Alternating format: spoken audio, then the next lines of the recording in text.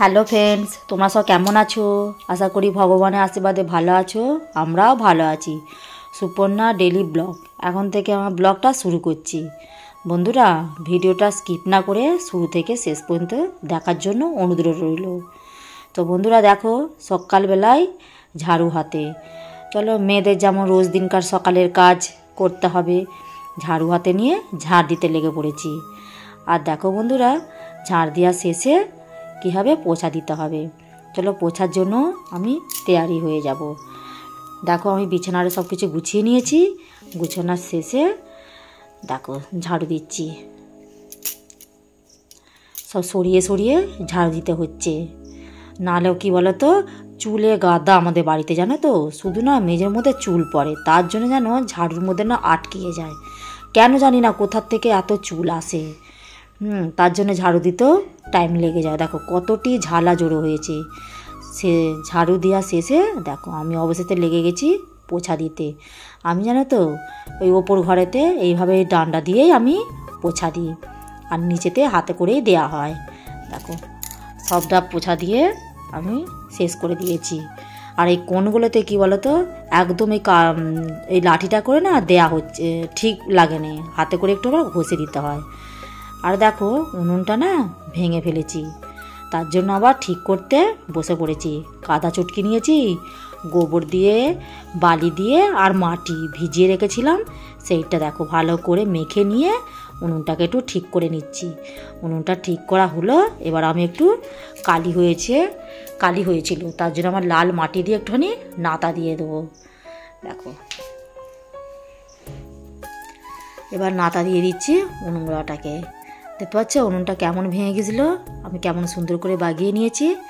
দেখো উনুন বাগানো আমার কমপ্লিট হয়ে গেল। এখানে এসে গেছি দেখো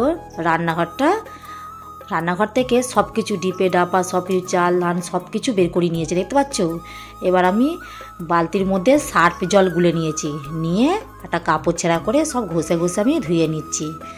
দেখো হাত পাচ্ছে না, তার জন্য আমি চেয়ারে উঠে ওপরগুলোকে একটু ঘষে নিচ্ছি।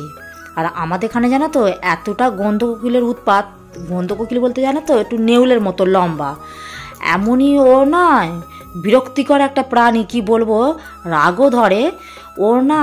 যেখানে যা চিনির ডাব্বা বলুন তো বাতাসা ডাব্বা, মানে মিষ্টি জিনিস, ওই ডাব্বাগুলোকে ফুটো করে না খারাপ করে দেবে। জিনিসগুলো তো নষ্ট করবেই, আর ওগুলোকেও খারাপ করে দেবে। এবার সামনাসামনি পড়ে না যে মারতে যাব, দেবে ঠিক যে রাত্রিরে শোবে না, সেই সময় তোমার বিরক্ত করতে চলে আসবে, এমন ওই প্রাণীগুলো। তো দেখো আমি আবার কি করি, চিনি বাতাসা ডাব্বাগুলো একটা আলমারির মধ্যে রাখি, জানো তো, রান্নাঘরের মধ্যে রাখি না, আলমারির মধ্যে রেখে ওকে পরিষ্কার করা হয়।